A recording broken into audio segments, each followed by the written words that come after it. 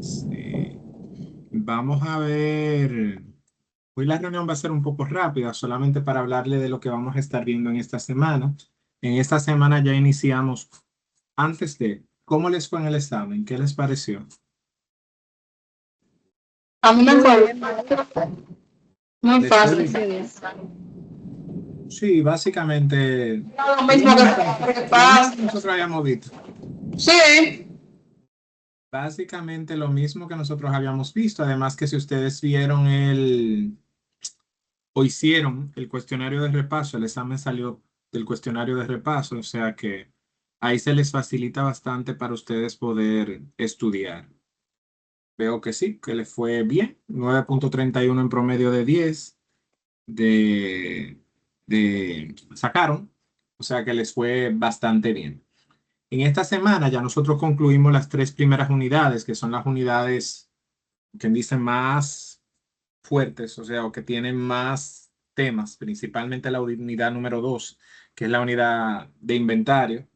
Ahora vamos a ver la parte de pasivos.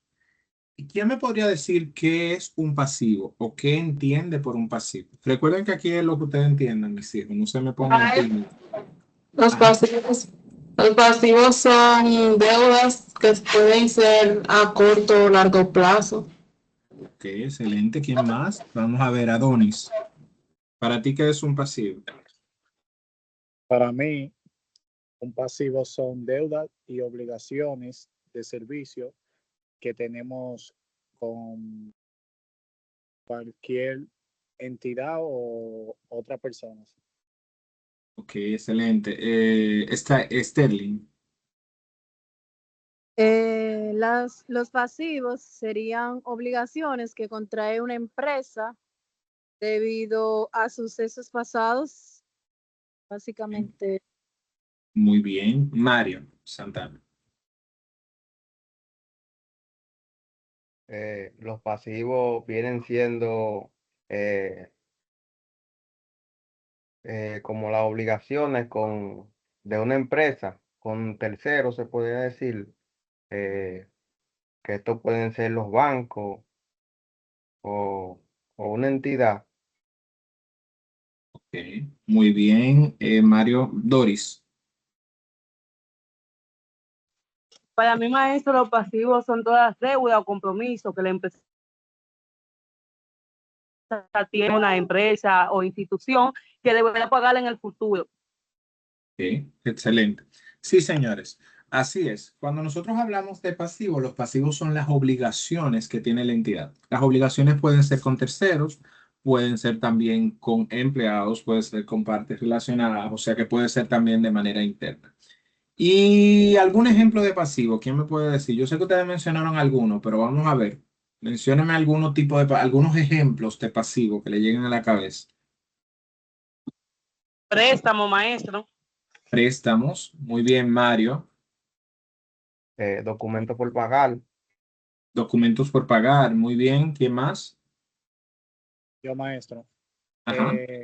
cuando nosotros realizamos un servicio y recibimos un Retenciones también. dinero de una empresa para realizarle un servicio por adelantado, cuando recibimos un dinero por adelantado. Exacto. Anticipos que nosotros recibimos son una obligación muy buen ejemplo. Ramona.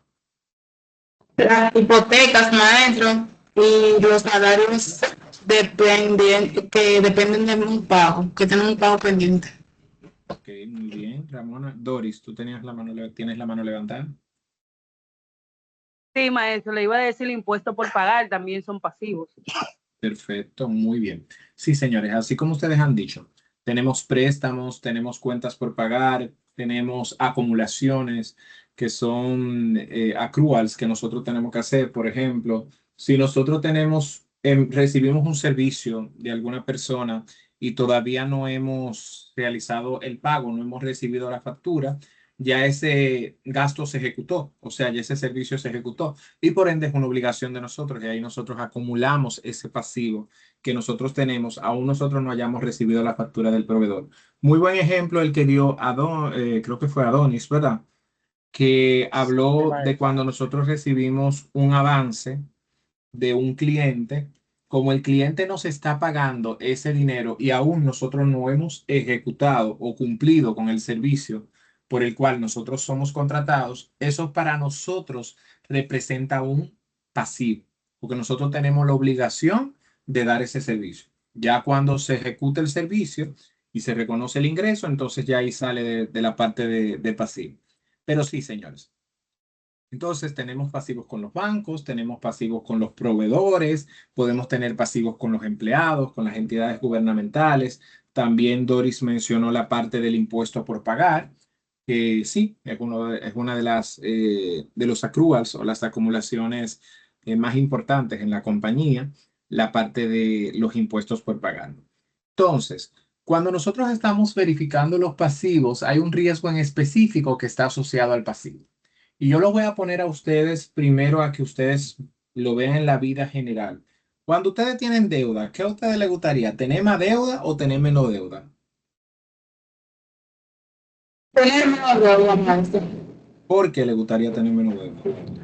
Para tenerla en mi caso, a mí no me gusta tener deuda porque cuando tengo deuda como que me pongo pensativa, dejo de dormir, como que me estreso.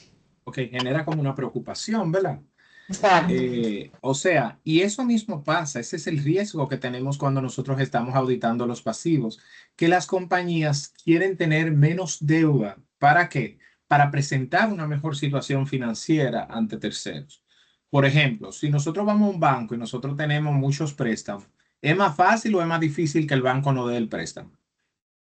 Es más difícil. Más difícil. Es más difícil, ¿verdad? Porque podemos tener riesgo de que no le podamos pagar. Entonces, ese es uno de los riesgos que nosotros tenemos en los pasivos, la subestimación. Es decir, que tengamos menos pasivos de los que realmente tenemos que tener. Entonces, tenemos diferentes procesos de auditoría para poder cubrir esa subestimación. Dentro de los procesos de auditoría que nosotros tenemos está el proceso de enviar confirmaciones tanto a las entidades bancarias como a los proveedores. ¿Y qué son las confirmaciones? La confirmación es una carta donde se le solicita a la persona a que se le debe o con la que se tiene relación que confirme cuál es el valor que nosotros o que la compañía le adeuda en ese momento. Así se puede obtener evidencia que es fuerte. ¿Por qué se considera que es fuerte? Porque viene directamente de un tercero que no está dentro de la organización. Y es un procedimiento bastante importante. Yo recuerdo que cuando yo estaba, hace ya unos añitos, no es que yo soy viejo, es que ya hace unos añitos, cuando yo estaba empezando en la parte de la auditoría, en una compañía que me tocó ser el encargado, la compañía tenía una deuda con un proveedor. La deuda casi no se movía, siempre venía año tras año y como que no se movía la deuda.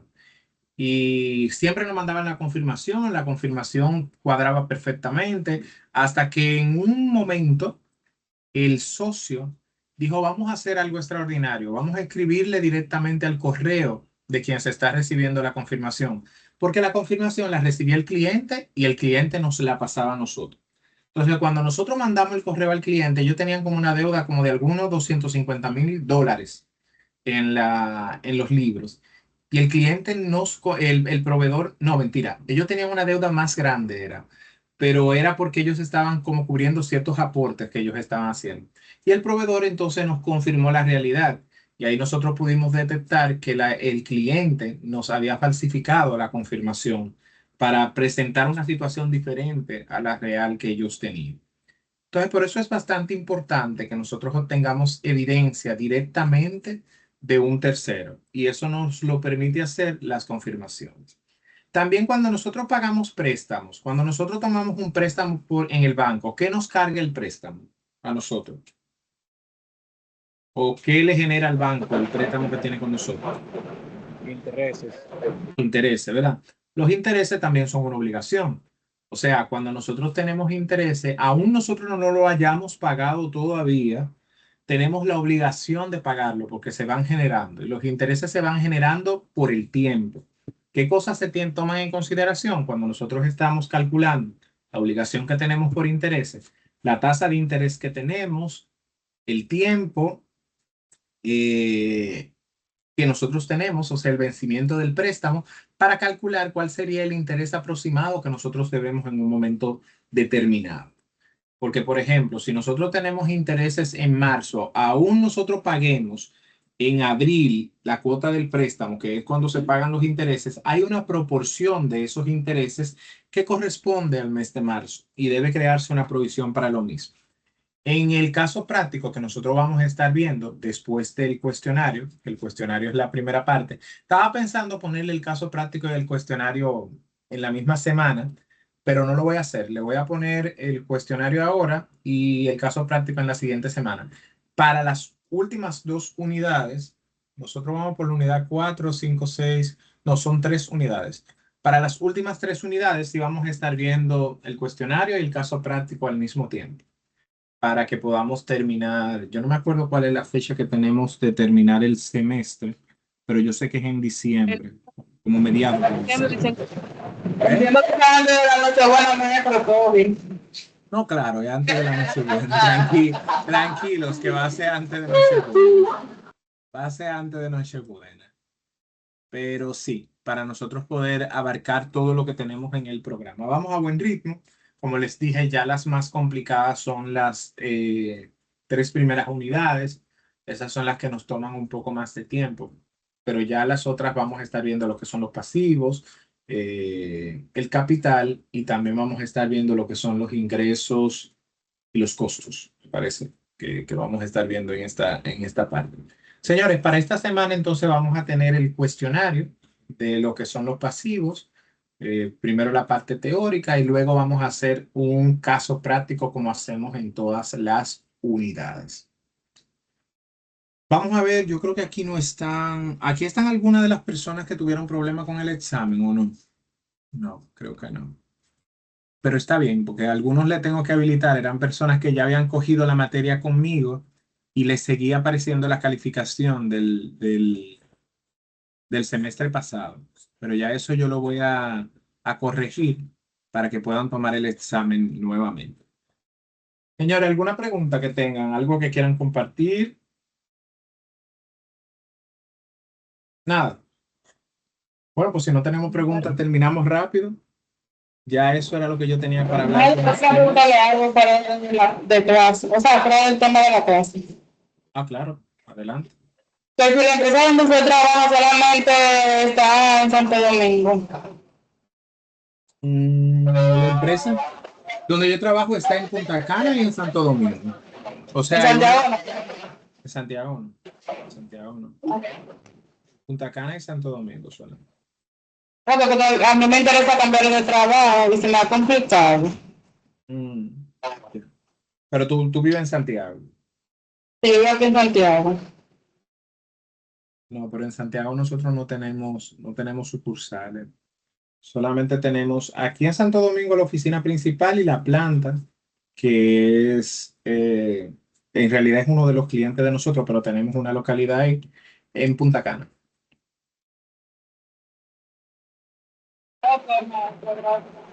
Excelente. Bueno, mis hijos, si no tienen ninguna pregunta adicional para mí, hasta aquí llegó nuestra reunión de hoy. Ya saben, tienen habilitada la asignación de esta semana. Verifíquenla y cualquier cosa nos estamos comunicando por el grupo. Que tengan Ya, feliz resto de la noche. Está Gracias bien, igual para maestro. Igual Bye. para todos.